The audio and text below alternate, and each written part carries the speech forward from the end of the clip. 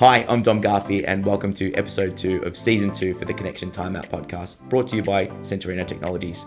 You're in for an absolute treat today. I was joined by two great industry experts that cover everything from people and recruitment all the way through to technology and culture. So listen in, don't be afraid to leave us some comments and some likes. We'd love to hear your feedback.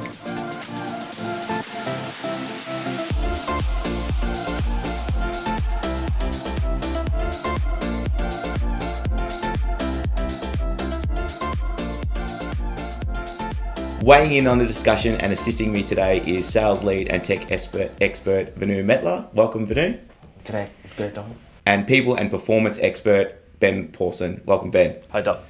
So you're joining me today to discuss the great skill shortage and the great migration that's happened in industry at the moment with, people, shifting industries or, relocating and, working from home. And this is a challenge that we spoke about in our earlier season of the podcast, but it seems to be not going away. So Ben, first off, let's give our listeners a bit of a understanding of your experience and so that they can understand why you might be here today.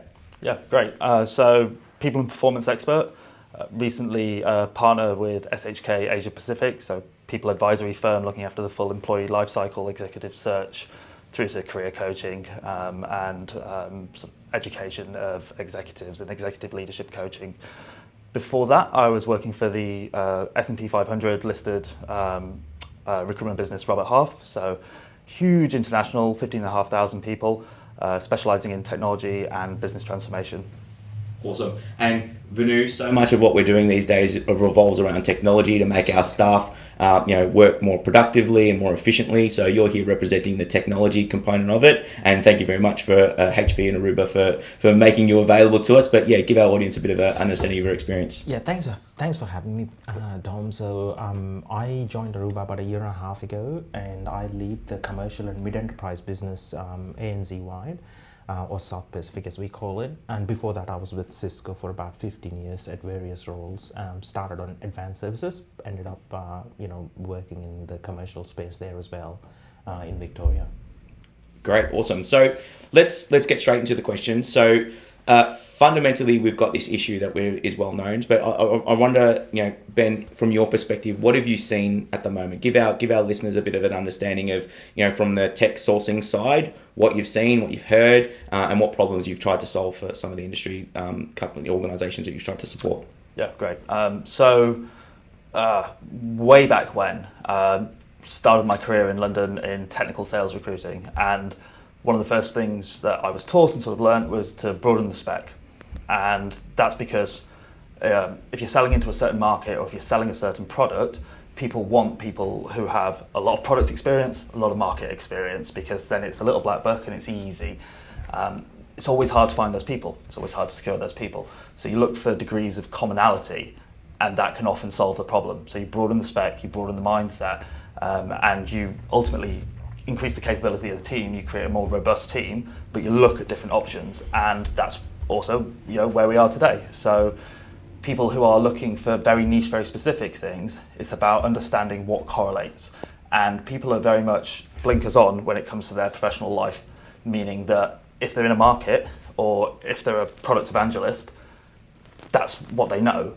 Very difficult to spot the interdependencies, very difficult to see how some of the challenges that disability care provider has been through might be quite similar to some of the challenges NBN have been through.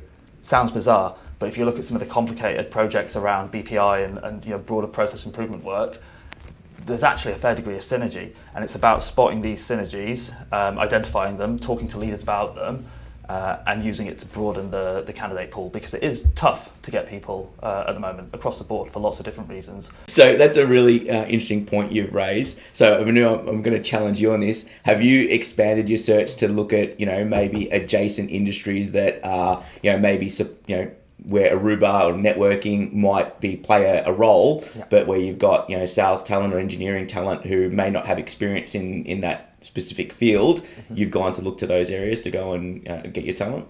Absolutely.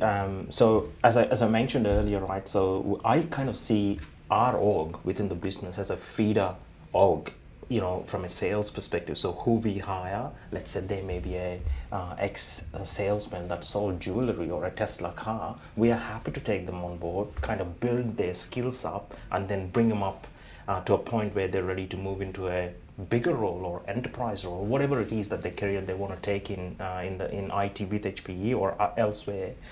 What we find though is getting that talent, or for example, one of the things anybody looks for is the person going to come in and learn?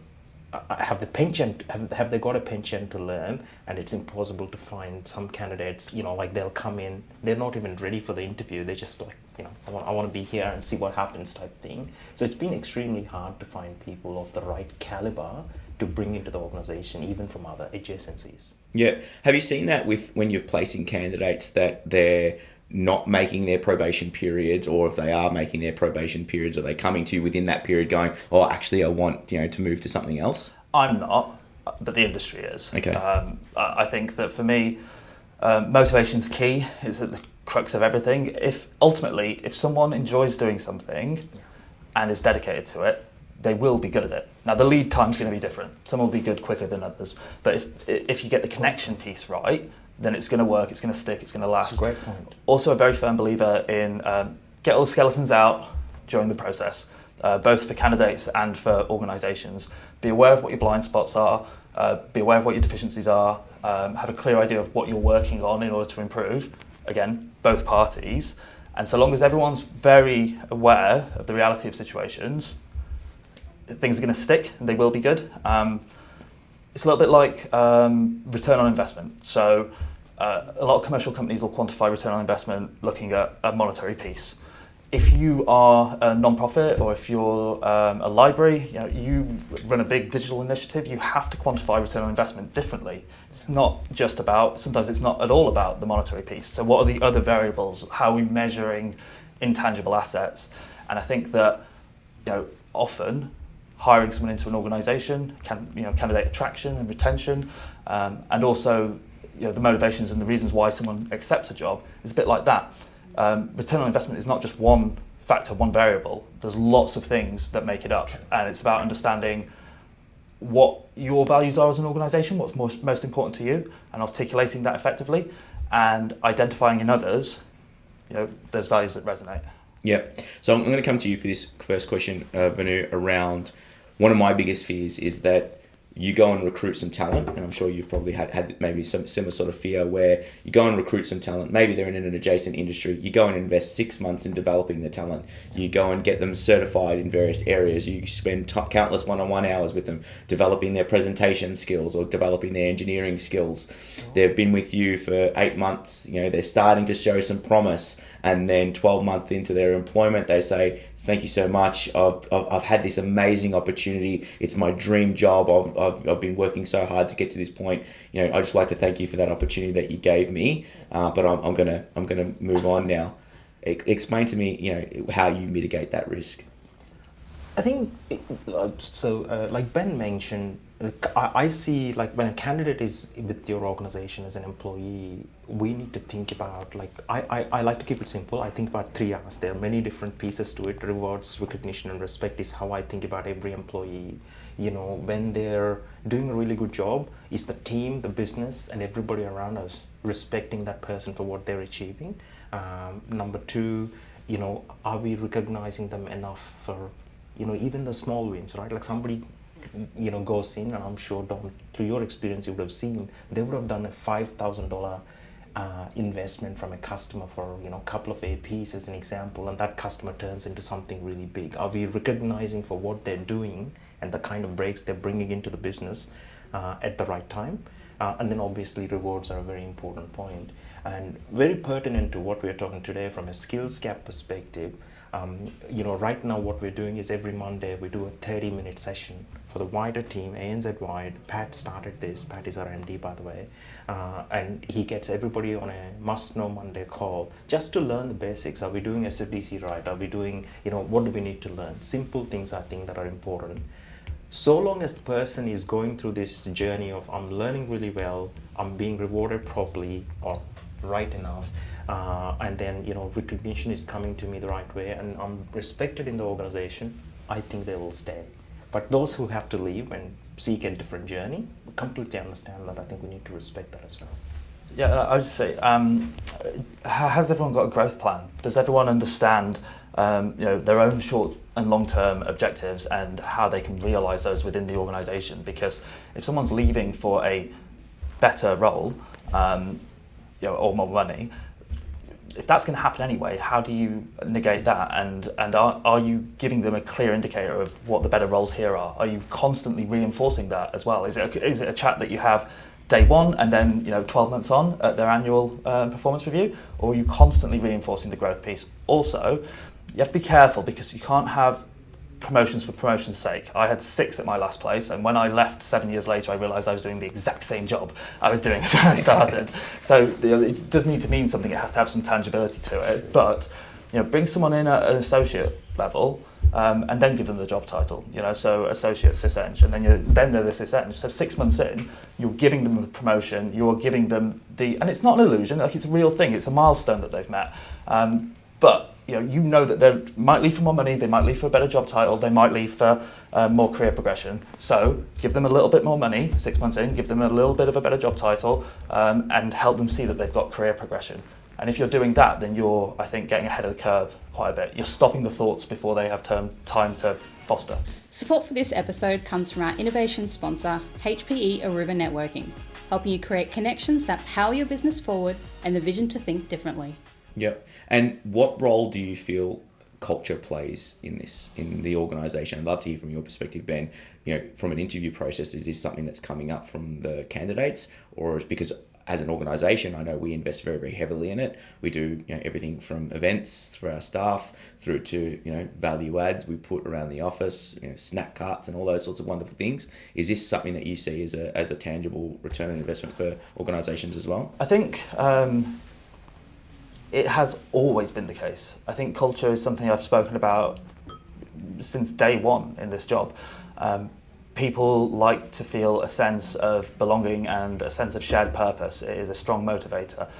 Also, I focused on permanent recruitment, permanent search work for my whole career.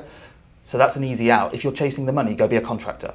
And if you're purely motivated or predominantly motivated by cash, that is the way to earn some real coin. And maybe you're a little less focused on culture if you have a series of 3 to 6 month engagements. It makes sense. If you're becoming an FTE, a permanent employee, it is paramount. It has always been paramount. It always will be paramount. I think that talking about culture, organizations make the same mistake they do with strategy and tactics. People talk about being strategic a lot. They're often talking about tactics. They're talking about tactical engagements. You talk about a strategic task. Well, that's an oxymoron. Tasks are tactical by nature. I think with culture, there's a tendency to go, particularly to younger generations, tell me what you want. And they say, we want beanbags and ping pong tables. So you give it to them. And then you have people leaving, and in exit interviews, something that a lot of organizations don't do, by the way, and definitely should, in exit interviews, you hear, didn't feel connected with the purpose, not sure I have purpose. And there's almost a whole generation searching for purpose and perhaps not realizing that it comes through hard work and it comes through pushing through the monotony on occasion. It isn't about instant gratitude. And that brings me full loop to what I think the biggest thing organizations can do at every level to attract and to retain talent, and that's to get the leaders to lead. Because if we are putting a disproportionate amount of value on leadership, then there's a problem. It has to be proportionate. So if we're paying a leader, if we're paying a CTO 400k and we're paying a lead dev 160, we need that pay gap to be justified. We need to be able to say leaders are paid proportionately the correct amount of money because of the inherent value they bring to the organization. So if my leader is earning 3-4 times the amount I'm earning, and I'm doing a lot of the work, and we're all challenged by finding enough people to do the work right now, gosh, they better justify it. So there better be something special, and it should really be more than, how can I help you? What do you need to be successful? These are important questions, they really are, but it's a little bit like marketing to the C-suite and saying, what keeps you up at night? Well, I should know, shouldn't I? I should have those insights already. That is a tired old question now. I think the same with candidate attraction and retention. The leaders need to lead. There needs to be an inspirational quality about the leaders. There needs to be an authenticity. There needs to be a passion behind what they do. And ultimately, that's what people are attracted to, I think. Awesome. You mentioned you felt that the organisation has got a great culture. Yes. What are some of the unique properties that Aruba does? I think number one is we are a flat organization, so anybody, including our customers, anybody can pick up the phone and call anybody in the organization. So what I mean by that is typically in an organization, an employee who's part of my team, if they try to go to the MD or somebody else to have a conversation directly, typically their EA might say, go away and talk to your boss type thing. We don't do that stuff. We don't have that. That's not, number one, I think that's a shining example of how we treat everybody. We're all the same. My job and Pat's job or anybody else who's kind of leading a team's job is to make sure our employees are successful. They're being trained properly. Like Ben mentioned, have a growth plan, have a constant kind of engagement with them to see where they're going, what's happening with them.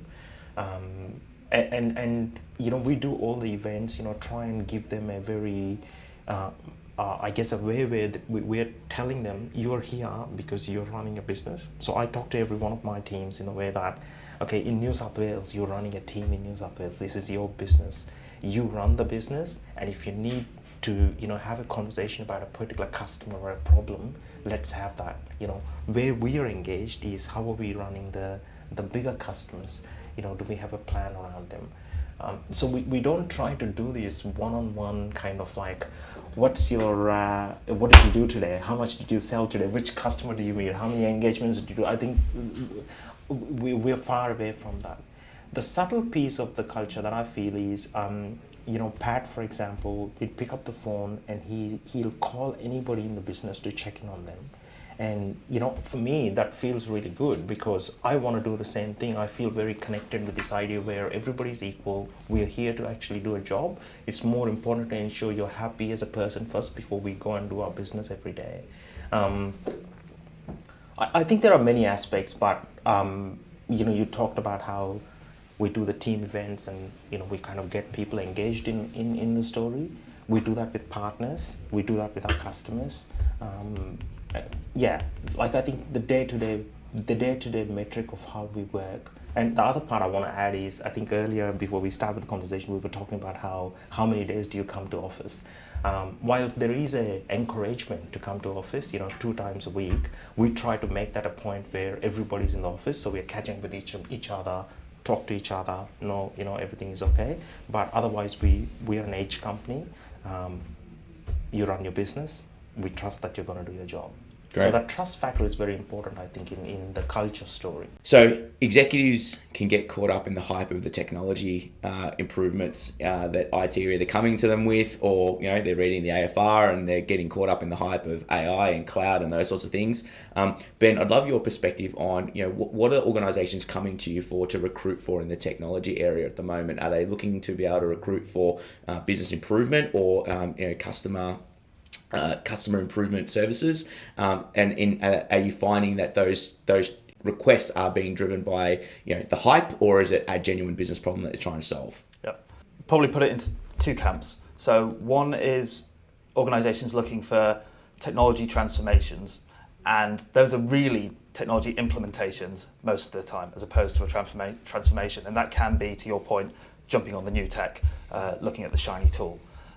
The ones that are coming to me with roles that I think had a lot of value to the business are focused more on wholesale business transformation. So it encompasses digital technology, ways of working, your processes, your systems. And the reason is that nearly every organisation in every sector has the same problem at the moment. We all have the same problem at the moment, which is that the way things are built was decided upon 100 years ago by a cohort of people who were normally of a certain demographic and were only thinking about a certain demographic in a world that was built on very different rules to the ones that we have today. So you need to change that. Get rid of the institutionalized racism, the patriarchy, all of the systems and processes that really don't contribute to having an effective contemporary organization, hiring that transformation person, that chief transformation officer, that it can be a chief digital officer, any CXO with the authority and autonomy to win hearts and minds and drive change. And that's how to strategically get the best technology into the business and everything else. Awesome. Venu, what are your thoughts on that? I want to think about it a couple of different ways. One is my pet peeve is collaboration tools. I go to customers, partners, look at organizations, and they'll have 5 different collaboration tools that don't define a workflow. They just basically come in because somebody decided they'll go and buy X product for, having a group of people work together on a project, and suddenly it's everywhere. So I think it's very important for organizations to look at, what do they have today? How do I make that part of a solution, a workflow, rather than just have 10 tools so that I can stand up and say, hey, I'm a CIO, I've got this, and this. So that's number one. The second piece is, I remember quite vividly 7 years ago, a council coming to me and via an RFP saying, we want to go become an as a service. We want to really start looking at this. And I was like, geez, these guys are light years ahead. I think the moment is now. CT or an organization that is built in this idea of MSP, right? That's your heritage. You think about the market. I'm starting to, so many of our customers talk about that. What can we take and make it as a service so we can only focus on the key transformative aspects of the organization? While technology is important, it's not their business. So I think that those are the 2 areas. Look at what you can actually change into a workflow, then buy tools just because they're available. Number 2, what can you make as a service? Which many are already on a journey of there may be a SaaS customer, PaaS customer, Can you take some of what you have today and also turn that, especially from an infrastructure point of view, to as a service? Yeah, and that's critically important, because the role that the MSP can play in that is to make sure that whatever investments you are thinking of, we can temper those and make them a little bit more strategic. Exactly. And say, okay, you're just trying to jump onto a trend here, or you're trying to, 8 years ago, it was all about cloud and no one really knew what that meant. And now organizations, that took the cloud journey early on, just took the applications that they had and shifted them into Azure or shifted them into a private cloud and never optimized those applications. Right. And now we're starting to see, and those sorts of organizations come to the bill shock component of it, where they thought, hang on a second, this thing was supposed to be returning an investment now, but now that there is all of these costs that we weren't aware of, now we're having the conversation, and I'm not lying when I say this, we're having conversations with customers where they're saying, can we move our services back out of cloud and move them onto a lower cost, whether it be on-prem or a private cloud provider, where they're not having to pay for things like inter-network costs and those sorts of things. So that's the implications if you don't think of things strategically and think of long-term. You get caught up in the shiny elements of it. Not to say that cloud is not the right answer. In most cases it is, but generally speaking, there's more of a hybrid element and putting the right workloads in the right areas. So just have a bit of a think about that if you are considering jumping onto the latest trend at the moment. So thank you so much, gents. It's amazing conversation. I feel like this could be a 4-part series with how much content is coming out of this podcast. I'd love our listeners to be able to walk away with today's session with a single gold nugget piece of information. So Ben, I'll go to you first. What's a low hanging fruit or a bit of advice that you'd give our listeners today? I think challenge yourselves to think differently and challenge yourselves to overcome your preconceptions, because having diversity of thought within an organisation is one of the key things to having effective leadership and attracting the best possible people. Fantastic. Vinu? So I think of 3 things, Dom. Number 1, I think it's important, and now is the time to leverage managed services. So partners out there like yourself, get them on board. Start looking at areas that you can bring together. Like, for example, a sprawl of collaboration tools, can you reduce them? Number 2, think about where it makes sense to look at AI and ML already pre-built into tooling that you could use to help your teams get freer. Number 3, the training piece, short nugget-sized training to help them really learn and be engaged and get that growth.